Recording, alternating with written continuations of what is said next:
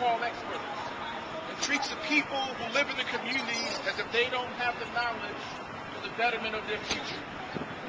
President Barack Obama said the change begins from the bottom up, not from the top down. City Controller Billy Thompson realizes the change we need is going to begin right here with the people, from the bottom up, not from the top down. So we're here to say in Brooklyn that we're indeed ready for that change. Just as the voters on primary day sent the highest number of incumbents back home than they have in 30 years, we believe another miracle is going to happen on November 3rd. And people are going to say they're against that term limits extension led by Mayor Bloomberg. But they want to know the truth about their school. We want to know what the real numbers are. We've had enough Madoff math. One thing, and the reality is another thing.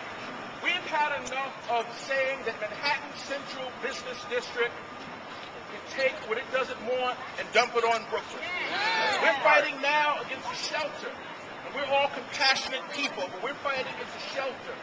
Bellevue Shelter, Manhattan Central Business District. And this mayor said he's going to close as a central intake center and move it to where? Move it to Brooklyn. So we're saying that enough is enough. 8 years is enough. Time is up for Mayor Bloomberg. We're ready to usher in a new administration in City Hall. We came here today to say we're ready for change in Brooklyn. We're fired up. It is enough. It is enough. It is enough. It is We put enough. out a referendum after it was time for term limits. And we put out the referendum and the people said no. We do not want to overturn term limits. I left the New York City Council at that time in 2001. Today we have with us leaders, we have clergy, we have district leaders and union representation here this morning, this afternoon rather. Bill Thompson, one that comes from our community. In fact, he used to be in this very same building that we're standing in front as the Deputy Borough President of Brooklyn. Bill Thompson comes from the roots and the heart of our community. I've known Bill Thompson for many, many years. He served in various capacities and is well suited to assume the leadership as the mayor of the city of New York. One of those who feels very strongly about not only Bill Thompson becoming mayor of the city of New York, but because of the endorsement that he was compelled to come here this morning, the Honorable Councilmember Charles Barron.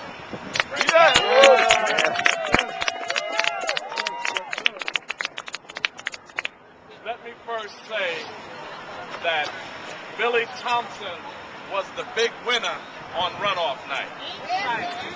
Billy Thompson has momentum now, and the mayor is running scared. The mayor has turned to negative advertisement in his television advertisement and his mailing. As a matter of fact, I got one mailing. I didn't even see the mayor's name on it. It was Billy's on it more than his own name, because he knows that his days are numbered. Billy Thompson has the momentum because this city understands that it was this mayor in 2002 when the city council passed the strongest predatory lending bill in the country. It was this mayor that not only vetoed it, went to court and took it off the record. Shortly after that, 40,000 people in this city went into foreclosure. This bill would have prevented the foreclosure and the homelessness that occurred in this borough and boroughs across the city. But this mayor decided he wanted to protect the bankers and the rich as opposed to the struggling working class families of this borough and this city. And in this borough, foreclosures are higher than most. And not only after making them homeless, then he had the nerve to charge the homeless rent. How low could you go? First you make them homeless, and then you charge them rent by not protecting them with a predatory lending bill. It is this mayor that Markowitz is supporting. It is this mayor, under this mayor, the gap between the rich and the poor has widened. It is wider than it has ever been because the rich got richer and the poor got poorer under this mayor. It's under this mayor that we had more stop and frisk and racial profiling even than Giuliani. It's under this mayor more people died. I counted over 50, 60 people died at the hands of New York City police officers under this mayor, more than Giuliani.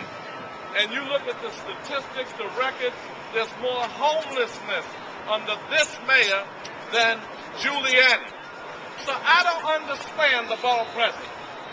If this mayor causes over 50% of black men to be unemployed, under this mayor, Latinos are unemployed. Under this mayor, we're homeless. Under this mayor, we're dying at the hands of New York's so-called finest. How on God's earth does Marty Markowitz justify in his mind the supporting of a man who has oppressed so many of us in every field? I'm not even going to mention education because everybody knows that he turned education into a test-taking mill, and he's trying to put charter schools on us. That is an incremental way of privatizing. As chair of the Higher Education Committee in City Hall, I know that after 12 years under the unqualified Clyde and Mayor Bloomberg, 85% of the graduates that come to CUNY from this education system needs remediation. So that is not a success story. Marty, you are a traitor.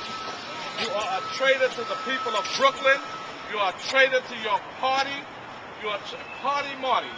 I mean, much as you like the party, I thought you would stick to your party. But you are a traitor to the people of Brooklyn, and fortunately for us, your little old endorsement ain't gonna mean anything, because the people are gonna put the billionaire on the unemployment line, and he won't be able to collect his $1 a year salary. We've taken that from him in November. The mayor will be Hey, Harry.